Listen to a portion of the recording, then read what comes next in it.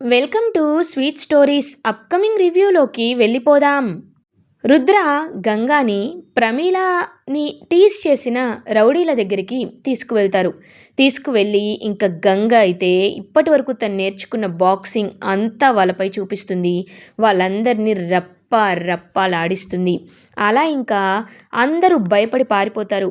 ఆడది అంటే ఆదిపరాశక్తి. ఇంకొకసారి ఆడవాళ్ళని తక్కువ చేసి చూసేటప్పుడు నువ్వు నిన్ను కన్న తల్లి కూడా ఆడదే అనే విషయం గుర్తుపెట్టుకో అని చెప్పి రౌడీలకి గట్టిగా వార్నింగ్ ఇస్తారు. రుద్ర అయితే ఇంకా రౌడీలు భయపడి అక్కడి నుండి పారిపోతారు.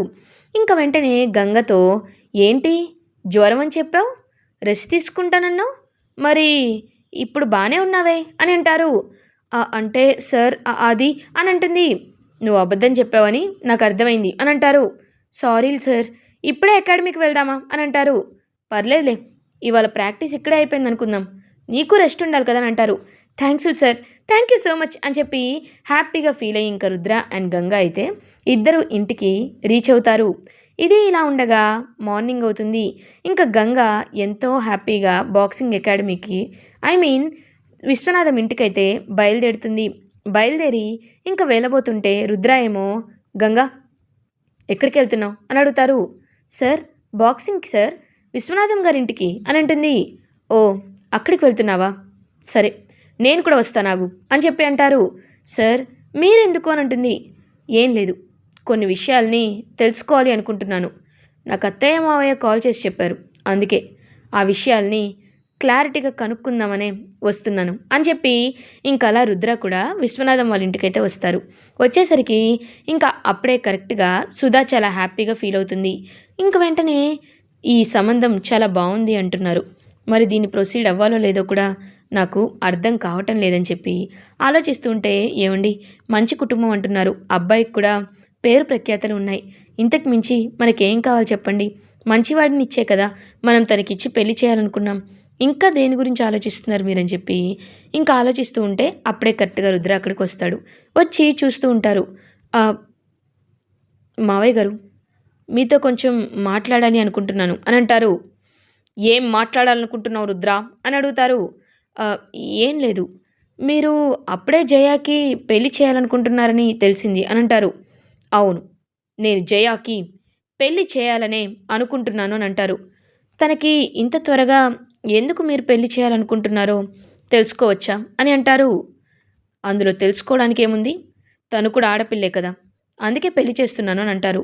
అది మాత్రమే కాదు, ఇంత త్వరగా నిర్ణయం తీసుకోవడం ఎందుకు అనేసరికి అప్పుడే అక్కడికి కరెక్ట్గా వీరు వస్తాడు. వచ్చి, తీసుకోవాలి బావా, ఖచ్చితంగా నిర్ణయం తీసుకోవాలి, ఒక ఆడపిల్ల విషయంలో నిర్ణయం తీసుకోవడంలో తప్పేముంది, అయినా తను ఎక్కువగా స్ట్రెస్కి గురవుతుందని కూడా అనుకుంటున్నారు, ఒక ఆడపిల్ల కుదురుగా ఉండాలి అంటే తనకి పెళ్లి చేస్తే ఉంటుంది కదా అని అంటాడు వీరు. వెంటనే ఇంకా వీరు ప్లాన్ అర్థమవుతుంది రుద్రాకి. ఇలా తన గురించి నిజం బయట పెట్టే ముందే ఎమోషనల్గా లాక్ చేసి పంపించేస్తే అప్పుడు ఈ విశ్వనాథం ఒకవేళ రేపు ఫ్యూచర్లో ఈ జయ కన్న కూతురు కాదని తెలిసినా సరే ఏమీ చేయలేడు, ఎందుకంటే అప్పటికే పెళ్ళైపోతుంది కాబట్టి ఆ ప్లాన్ వేసుకుంటాడు. కాబట్టి ఈ ప్లాన్ని ఎలా అయినా చాలా జాగ్రత్తగా సెన్సిటివ్గా హ్యాండిల్ చెయ్యాలి అని అర్థం చేసుకున్న రుద్ర, నేను మీ ఇంట్లో విషయాల్లో ఇన్వాల్వ్ అవుతున్నాను అని అనుకోకపోతే నాది ఒక సలహా మావయ్య గారు. చూడండి, తను మీ ఇంటికి వచ్చి కనీసం ఒక నెల రోజులు కూడా అవ్వలేదు. చిన్నప్పటి నుండి అనాథ శరణాలయంలో ఒంటరిగా పెరిగింది. అమ్మా నాన్న ప్రేమని నోచుకుని ఉండదు. అలాంటిది ఇప్పుడు తన్ని అత్తారింటికి పంపిస్తే అక్కడ ప్రతి క్షణం తను మిమ్మల్ని మిస్ అవ్వదా? తను నాన్న లాలన, అమ్మ ప్రేమ కావాలి అని ఎంతో మనస్ఫూర్తిగా కోరుకుని ఉంటుంది. చెప్పటం లేదు కానీ తనకి పెళ్లి చేసుకోవడం ఇష్టం లేదు. కానీ కేవలం మీ వల్ల మాత్రమే, మీ బలవంతం వల్ల మాత్రమే తను ఒప్పుకుంటుంది. ఒక్కసారి అమ్మాయి ప్లేస్లో ఉండి ఆలోచించి చూడండి మావయ్య గారు, మీకే అర్థమవుతుంది. బాధ్యత అని వదిలించేసుకోవడానికి ఆడపిల్ల అంటే భారం కాదు, ఆడపిల్ల అంటే శక్తి, ఆడపిల్ల అంటే మహాలక్ష్మి, ఆడపిల్ల అంటే అదృష్టం. చాలామంది ఒకప్పుడు ఆడపిల్లల్ని ఎక్కువగా చదివించలేదు కాబట్టి చదువు అనేది కేవలం మగవాళ్ళకే ఉంటుంది అనే ఒక అపోహలో, ఒక మూఢనమ్మకంలో ఉండిపోయారు కాబట్టి తనకి వెంటనే మెజారిటీ రాకముందే పెళ్లి చేసేసి తన బాధ్యతని తన భర్తకి అప్పచెప్పేవాడు. అప్పుడు తన భర్త తన్ని జీవితాంతం తన డబ్బులతో, తన కష్టంతో చూసుకునేవాడు. కానీ ఇప్పట్లో ఆడవాళ్ళు అలా లేరు. మగవాళ్ళతో సమానంగా, ఇంకా చెప్పాలంటే మగవాళ్ళ కంటే ఎక్కువే ఆడవాళ్ళు సంపాదిస్తున్నారు. ప్రతి విషయంలో ముందుంటున్నారు. సైకిల్ రేస్ నుండి అంతరిక్షంలో స్పేస్లో వెళ్ళే వరకు ఆడవాళ్ళు వాళ్ళ సత్తా ఏంటో చూపిస్తున్నారు. గంగ కూడా బాక్సింగ్లో ఛాంపియన్గా అవ్వడానికి సిద్ధమవుతుంది. అలాంటి అలాంటి ఆడపిల్లని, అంత పవిత్రమైన వాళ్ళని ఇలా పెళ్లి చేసి వదిలించుకోవాలనుకోవడం కరెక్ట్ కాదు కదా మావయ్య. తనకు కూడా మీరు అర్థం చేసుకోవాలి. కనీసం జయాకి కొంచెం టైం ఇవ్వండి. మీతో గడిపి మీ ఆశయాల్ని అర్థం చేసుకొని తను మీకు పేరు సంపాదించి పెడుతుంది అని నేను మనస్ఫూర్తిగా నమ్ముతున్నాను అని అంటారు. వెంటనే ఇంకా అర్థమైపోతుందనమాట తనకైతే. So the matter will be cleared for Viswanatham. నువ్వు చెప్పింది నిజమే రుద్ర. నేను ఈ విధంగా ఆలోచించలేదు. తను నా రక్తం, తను నా కూతురు.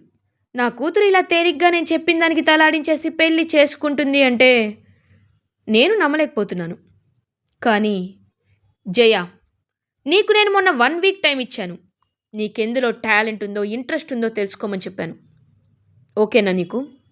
తెలుసుకున్నావా అని అడుగుతారు. నాన్నగారు నాకు నాకు అని చెప్పి ఉండిపోతుంది. ఏమైంది? మనిషిలో నిన్నేమి నీ ఒరిజినల్ పేరు అడగట్లేదు కదా, టాలెంటే అడుగుతున్నారు కదా, అది చెప్పడానికి ఎందుకంత కంగారు పడుతున్నావు అని అంటుంది గంగా. అలా ఏమీ కాదు. అంటే నాన్నగారు, నాకు నాకు చిన్నప్పటి నుండి రన్నింగ్ రేస్ అంటే చాలా ఇష్టం అండి అని అంటుంది. అయితే రన్నర్గా ట్రైనింగ్ తీసుకుంటూ ఉండు. నిన్ను ది బెస్ట్ అకాడమీలో నేను జాయిన్ చేస్తాను, ఓకే అని చెప్పి ఇంక విశ్వనాథం అక్కండి పెళ్ళి అనే ఆలోచన తీసేయాలనుకుంటారు. ఇంకా రుద్ర ఎంతో హ్యాపీగా వీరు దగ్గరికి వచ్చి, చూడు వీరు, నువ్వు చెప్పిందల్లా జరిగిపోతుంది అంటే అవ్వదు కదా, ఎవరి ప్లాన్ వాళ్ళకుంటుంది అని కళ్ళలోకి చూసి చెప్పి అక్కడి నుండి వెళ్ళిపోతారు. ఇదంతా ఇషికాతో చెప్తాడనమాట వీరు వచ్చి. అంటే ఇప్పుడు పెళ్ళి క్యాన్సిల్ బ్రో అని అంటారు. క్యాన్సిల్ అంటే ప్రస్తుతానికి డిలే అయిందంతే, బట్ క్యాన్సిల్ ఏమవ్వదు. వాళ్ళని ఎలా దారిలోకి తీసుకురావాలో నాకు బాగా తెలుసు. ఆయన ఈ రుద్ర మాటలకి బాగానే ఇన్ఫ్లుయెన్స్ అవుతున్నారు. ఆయన ముందు వీళ్ళిద్దరి కనెక్షన్ని కట్ చేయాలి అని మనసులో అనుకుంటూ ఇంకలా అక్కడి నుండి వెళ్ళిపోతాడు వీరు. ఇది ఇలా ఉండగా మార్నింగ్ అవుతుంది. ఇంకా అలా ప్రమీల సూపర్ మార్కెట్కి వస్తారు. వచ్చి చూసేసరికి అక్కడ కార్తీక్ అంకుల్ ఉండరు. ఒక్కసారిగా షాక్ అవుతుంది ప్రమీల. కార్తీక్ గారు, కార్తీక్ గారు అని చెప్పి కార్తీక్ని పిలుస్తూ ఉంటే, మేడం కార్తీక్ సార్ వాళ్ళు రాలేదండి అని అంటారు. ఏమైంది మక్కం గారు, ఎందుకు రాలేదు అని అడుగుతారు. ఎందుకు అంటే ఆయనకి జ్వరం అంటండి, నిన్న నైటే అటాక్ అయిందంట, పాపం చాలా మూలుగుతూ మాట్లాడారు అని అంటారు. అయ్యో అవునా, జ్వరమా, అయితే అయితే వెంటనే వెళ్ళాలి అని చెప్పి ప్రమీల అయితే బయలుదేరుతుంది. ఇంకా అప్పుడే విజయేంద్ర అండ్ శకుంతలకు కూడా విషయం తెలుస్తుందనమాట. తెలిసి వెంటనే వీళ్ళింటికి వస్తారు.